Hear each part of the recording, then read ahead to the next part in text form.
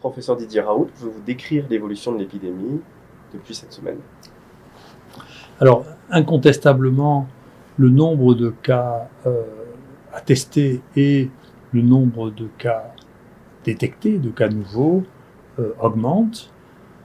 Ça a d'ailleurs posé un problème d'organisation. Je m'en excuse auprès des gens qui sont venus se faire tester parce que au mois d'août, de doubler ou de tripler le nombre de gens attestés a entraîné des problèmes d'organisation parce qu'il y a des personnels manquants. Je suis désolé que les attentes pour pouvoir être prélevés étaient si longues. Ensuite, quand le délai de rendu des résultats en moyenne est d'une dizaine d'heures pour les gens qui viennent de l'extérieur et de un peu moins de 3 heures pour les urgences. Donc le délai, une fois qu'on a réussi à être prélevé, est raisonnable.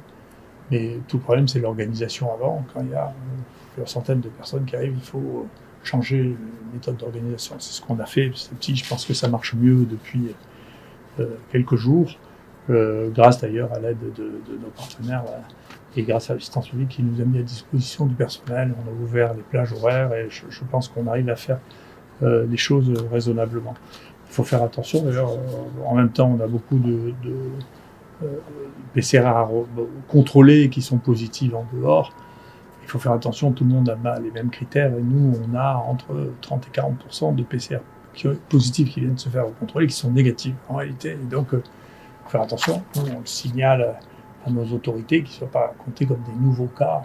Ces nouveaux cas comme ça, c'est pas la peine de faire des faux positifs. Il serait intéressant qu'il y ait une harmonisation là, des résultats, parce qu'il y a des résultats qu'on voit rendre qui sont juste impossibles. On sait qu'à cette dilution-là, il n'y a plus de séquence virale. Donc, c'est des erreurs. Hein. Il faut mettre ça en place. Bon sens, c'est un problème d'erreur qui est à régler.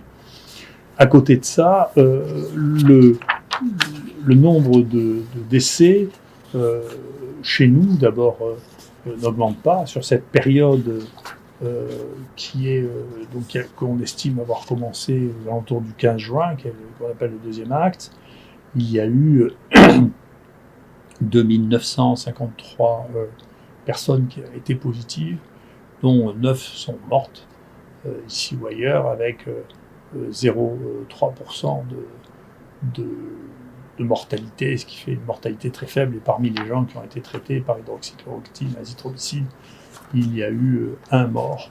En plus de 3 jours, il y a eu un mort, ce qui fait 0,06%. Et c'est ce que traduit aussi les statistiques nationales où la mortalité n'a pas varié d'une manière significative depuis, au contraire, elle a diminué. Pour l'instant, on ne voit pas du tout de remonter la mortalité. Peut-être que ça arrivera, l'avenir est imprévisible. Quant au nombre de morts, on a fait l'analyse, nous, maintenant, de tous les patients hospitalisés. On a eu à peu près 1000 patients hospitalisés, un peu moins. Il y a eu 55 décès, je vous les ai dit auparavant, et avec une moyenne d'âge des décès de 81 ans. Hein, donc c'est une maladie des sujets très âgés, et il n'y a eu qu'une personne qui soit morte à moins de 60 ans, qui avait 59 ans. Tous les autres avaient plus, et il y avait 60% de gens qui avaient plus de 80 ans. Donc c'est une maladie des sujets âgés. Malheureusement, les sujets de cet âge sont très fragiles. Ici, en plus, ils sont obèses ou diabétiques, alors il y a une surmortalité qui est importante, mais qui est celle de toutes les infections respiratoires de tous les ans. Je ne suis pas sûr que ça changera beaucoup à la fin de l'année. Voilà. Et donc, sur l'ensemble de ce que nous avons eu, voilà, au total, et jusqu'à maintenant, on a eu 7500 personnes positives qui sont passées par les HU, dont 171 sont morts ici ou à l'extérieur dans l'assistance publique ou ailleurs. Et on a traité 4756 personnes, dont 19 sont morts par hydroxychloroquine et azithromycine. Donc se pose la question, compte tenu du fait qu'il y a peu ici de sujets jeunes, il y a des endroits dans lesquels il y a une mortalité plus importante des sujets jeunes, hein. Mais ici, il y a une très faible mortalité, de savoir s'il faut continuer à donner hydroxychloroquine, azithromycine. La réflexion qu'on a, c'est qu'il apparaît de plus en plus dans cette maladie qu'il y a des auto-anticorps, c'est-à-dire que les gens sécrètent des anticorps contre eux-mêmes. Et parmi ceux-là, il y a les anticorps qu'on trouve dans le lupus, qui s'appellent lupus anticoagulant, et qui donnent des coagulations anormales, qui risquent de donner des embolies pulmonaires. Et le traitement de ça, des anticorps anti-lupus, c'est l'hydroxychloroquine, c'est le plaquenil, c'est pour ça qu'on le prescrivait avant le Covid. Donc, comme on trouve ça dans un nombre vraiment significatif de cas dans la période actuelle, pour nous, il n'est pas question d'arrêter, d'autant qu'il est sorti très récemment un travail chez les multicentriques dans un des meilleurs journaux de cancérologie qui montre un gain de mortalité de 60% si on donne de l'hydroxychloroquine aux gens qui ont un cancer et un Covid par rapport aux gens qui n'ont pas d'hydroxychloroquine. Donc il n'est pas raisonnable de s'arrêter. Voilà. Comment expliquez-vous de telles discordances entre les résultats trouvés par des méta-analyses réalisées par différents chercheurs en Europe? Je vais faire une expérience avec vous, avec Céline, si elle veut bien venir ici. Céline, d'habitude, est derrière le micro, elle est très gênée parce qu'elle n'a pas l'habitude. Mais je vais lui faire un tour de carte. Je vais faire un tour de carte avec elle pour vous expliquer comment on peut manipuler l'opinion. Donc, est-ce que tu préfères les rouges ou les noirs? Les rouges. Il nous reste les noirs. Dans les noirs, tu préfères les trèfles ou les pics? Les pics. Il nous reste les trèfles. Dans les trèfles, tu préfères les grands ou les petits? Les petits. Il nous reste les grands. Dans les grands, tu préfères roi-dame, As-roi-dame ou valet 19? As-roi-dame. Dans As-roi-dame, tu préfères le roi ou la dame? La dame. Donc il nous reste Le roi. 2 Et oui. trèfles. D'accord?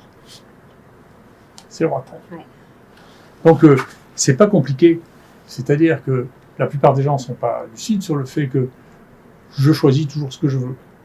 Donc je peux manipuler les données et je vais vous montrer, quand on regarde les méta-analyses, eh bien vous avez une méta-analyse, là vous avez une analyse dans laquelle il y a toutes les données de la littérature qui ont été rapportées utilisant ou comparant l'hydroxychloroquine à pas l'hydroxychloroquine.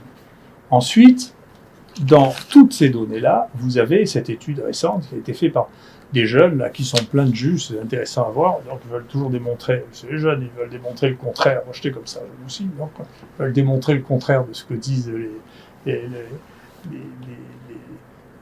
gens qui dominent les champs, et donc ils sélectionnent, comme je l'ai fait, tu vois, ils sélectionnent des études qui les intéressent, et ils arrivent à dire, écoutez, il y a une différence en réalité en faveur de l'hydroxychloroquine, mais elle n'est pas significative.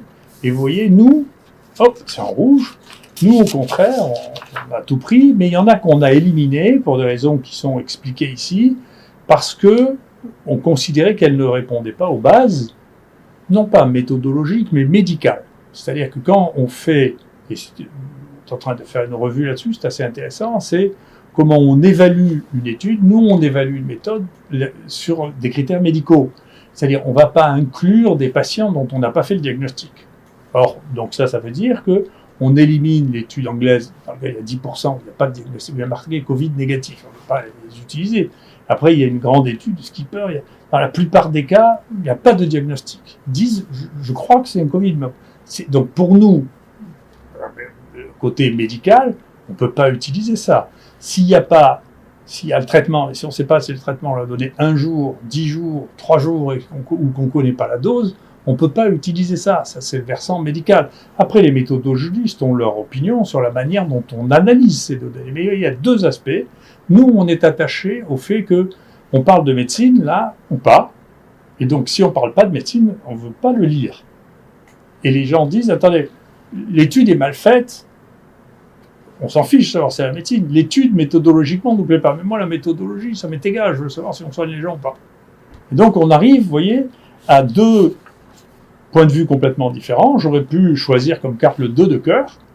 Et donc, je serais arrivé au 2 de cœur pareil. Et donc, eux, c'est le 2 de cœur. Et moi, c'est le roi de trèfle. Et donc, j'ai choisi, je suis arrivé au roi de trèfle parce que les critères de choix que j'ai eus sont faits au fur et à mesure. Donc, il faut faire attention. L'information se manipule partout, y compris dans la science, et que donc, il faut faire attention entre les différentes études, à voir quels sont les critères que les gens ont utilisés pour sélectionner ou ne pas sélectionner une étude.